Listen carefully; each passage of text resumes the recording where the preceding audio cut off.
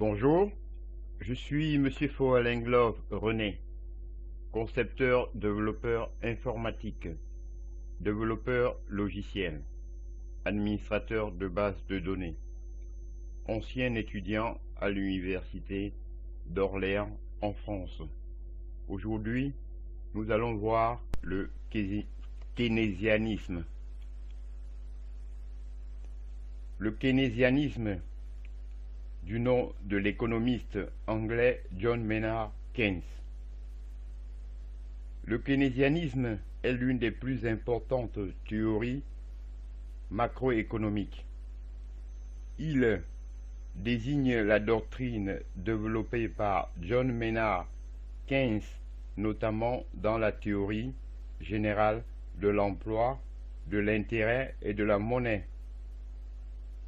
Keynes y défend l'hypothèse que la demande est le facteur déterminant qui permet d'expliquer le niveau de la production et par conséquent de l'emploi. L'équilibre de sous-emploi, c'est-à-dire le chômage, pour un niveau donné de la demande.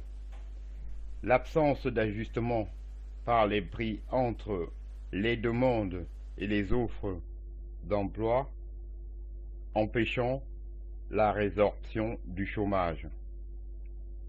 Une théorie de la monnaie fondée sur la préférence pour la liquidité.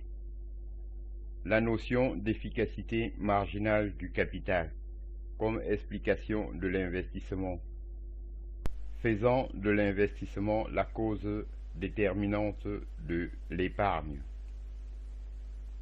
La loi psychologique selon laquelle la consommation augmente moins vite que le revenu.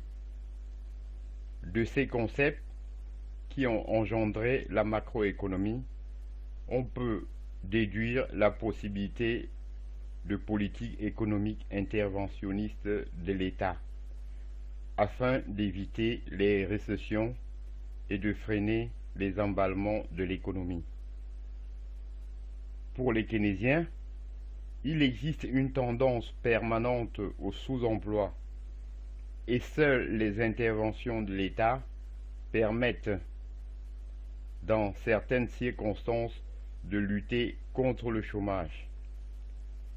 Les adversaires du keynésianisme soutiennent qu'il n'y a pas à mettre en cause la capacité des marchés à ajuster les offres aux demandes pour expliquer le chômage et que ce sont les politiques publiques subventionnant, imposant des prix ou fixant des salaires minima qui pénalisent l'embauche et empêchent le plein emploi. Les post-keynésiens sont moins interventionnistes que les keynésiens de la première génération.